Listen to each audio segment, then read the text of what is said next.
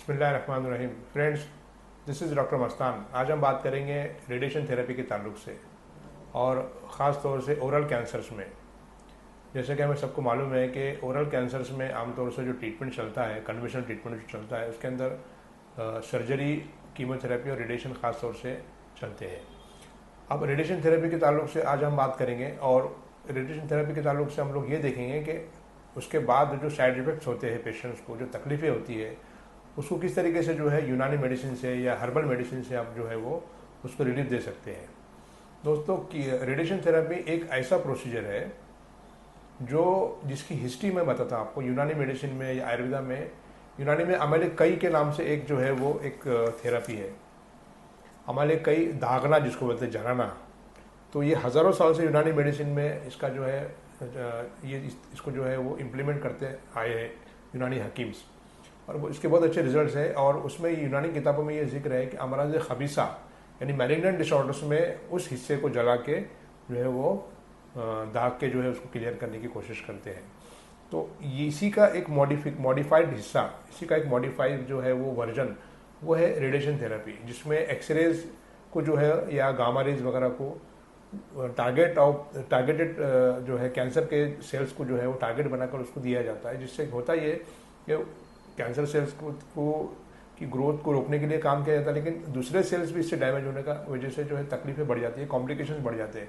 खासतौर से oral cancers में ओरल म्यूकोसाइटिस हो जाता है, ड्राइनेस होता है, पेशेंट को निकलने में तकलीफ होती है, पेशेंट को पेन होता है, पेशेंट को डिस्कम्फर्ट रहता है।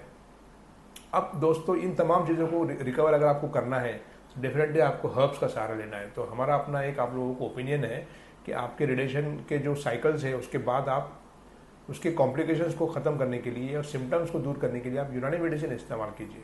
और मैं आपको आज कुछ घरेलू नुस्खे और कुछ चीज़ें बताऊंगा ताकि आप घर बैठे इसको आप ट्रीटमेंट अपना ले सकते हैं। अगर आपको हमारे से कंसल्ट करना है तो आप आ सकते हैं, हम आपको गाइड करेंगे। यूनानी हकीम से आप बात कर सकते हैं, आयुर्वेदिक डॉक्टर से भी आप जो है कंसल्ट करके इस इलाज को आगे कंटिन्यू कर सकते हैं।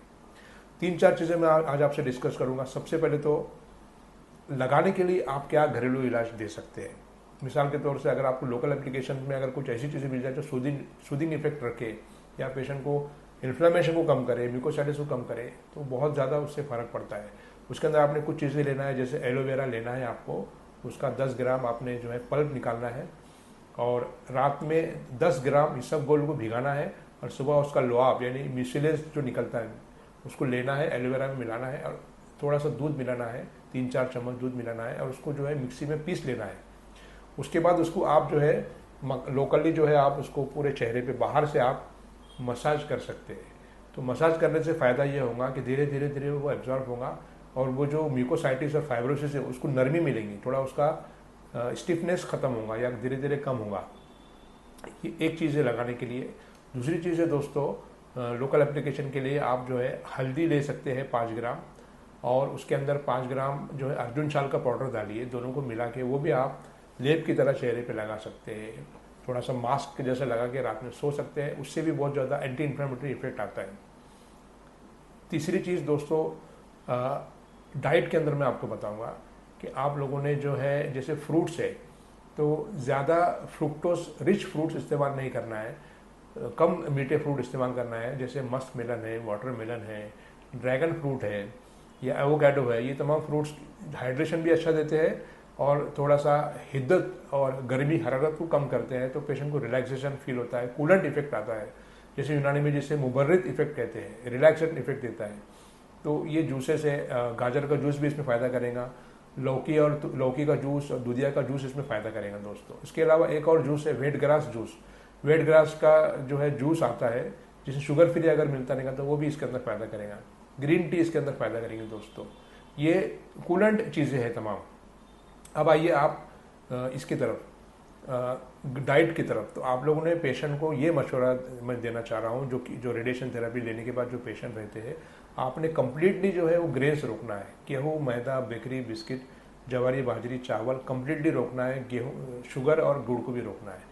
आप लोग क्या इस्तेमाल कर सकते हैं, जैसे बेसन की रोटी खा सकते हैं, बेसन और राजगिरा मिला के रोटी इस्तेमाल कर सकते हैं, मूंग की दाल का आटा, उड़द की दाल का आटा, पुट्टू का आटा या सिंगाड़े के आटे की रोटी बेसन मिला के आप इस्तेमाल कर सकते हैं। इससे एक बेहतरीन तरीके से जो है ये भी बहुत हेल्दी डाइट है।